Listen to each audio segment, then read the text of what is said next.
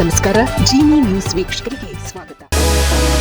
ಹರಿಯಾಣದ ಒಂದು ಗ್ರಾಮದಲ್ಲಿ ಅಚ್ಚರಿಯ ಹಾಗೂ ಚರ್ಚೆಗೆ ಗ್ರಾಸವಾದ ಘಟನೆಯೊಂದು ವರದಿಯಾಗಿದೆ.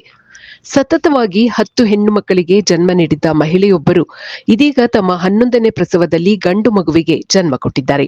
ದಂಪತಿಗಳು ಮಗನ ಹಂಬಲದಲ್ಲಿದ್ದರು ಎನ್ನಲಾಗಿದ್ದು 10 ಹೆಣ್ಣು ಮಕ್ಕಳ ನಂತರ ಕೊನೆಗೂ ಗಂಡು ಮಗು ಜನಿಸಿರುವುದಕ್ಕೆ ಆ ಕುಟುಂಬದಲ್ಲಿ ಸಂತಸ ಮೂಡಿದೆ. ತಾಯಿ ಹಾಗೂ ನವಜಾತ ಶಿಶು ಇಬ್ಬರು ಆರೋಗ್ಯವಾಗಿದ್ದಾರೆ ಎಂದು ವೈದ್ಯಕೀಯ ಮೂಲಗಳು ತಿಳಿಸಿವೆ. ಆದರೆ ಮಹಿಳೆಗೆ ಹೆರಿಗೆ ಮಾಡಿಸಿದ ಡಾಕ್ಟರ್ ನರ್ವೇಶ್ ಶ್ಯೂರೆನ್ ಈ ಹೆರಿಗೆಯ ಬಗ್ಗೆ ಕಳವಳ ವ್ಯಕ್ತಪಡಿಸಿದ್ದಾರೆ. ಈ ಹೆರಿಗೆ ಬಹಳ ರಿಸ್ಕಿಯಾಗಿತ್ತು ಎಂದು ಡಾಕ್ಟರ್ ಹೇಳಿದ್ದಾರೆ. ತಾಯಿಗೆ 3 ಯೂನಿಟ್ ರಕ್ತ ಬೇಕಿತ್ತು, ಆದರೆ ಈಗ ತಾಯಿ ಮತ್ತು ಮಗು ಆರೋಗ್ಯವಾಗಿದ್ದಾರೆ.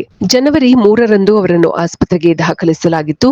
ಈಗ ಅವರನ್ನು ಡಿಸ್ಚಾರ್ಜ್ ಮಾಡಲಾಗಿದೆ ಎಂದು ಡಾಕ್ಟರ್ ನರವೀರ್ ತಿಳಿಸಿದ್ದಾರೆ. ದಿನಗೂಲಿ ಕಾರ್ಮಿಕರಾಗಿರುವ ಮಗುವಿನ ತಂದೆ ಸಂಜಯ್ ಕುಮಾರ್ ಮಾತನಾಡಿ, ನಮಗೆ ಹಾಗೂ ನನ್ನ ಹೆಣ್ಣು ಮಕ್ಕಳಿಗೆ ಒಂದು ಗಂಡು ಮಗು ಬೇಕೆಂಬ ಆಸೆ ಇತ್ತು ಎಂದು ತಿಳಿಸಿದ್ದಾರೆ. ಈ ಘಟನೆ ಸಾಮಾಜಿಕ ಮಾಧ್ಯಮದಲ್ಲಿ ಸಾಕಷ್ಟು ಚರ್ಚೆಗೆ ಗ್ರಾಸವಾಗಿದೆ. ಗಂಡು ಮಕ್ಕಳು ಬೇಕೇ ಬೇಕೆಂಬ ಸಮಾಜದ ಮನಸ್ಥಿತಿಯನ್ನ ಈ ಘಟನೆ ಎತ್ತಿ ತೋರಿಸುತ್ತೆ. ಇದು ಈ ದಿನದ ನಿರಂತರ ಸುದ್ದಿಗಳಿಗಾಗಿ ವೀಕ್ಷಿಸುತ್ತಿರಿ ಜಿನಿ ನ್ಯೂಸ್. ನಮಸ್ಕಾರ.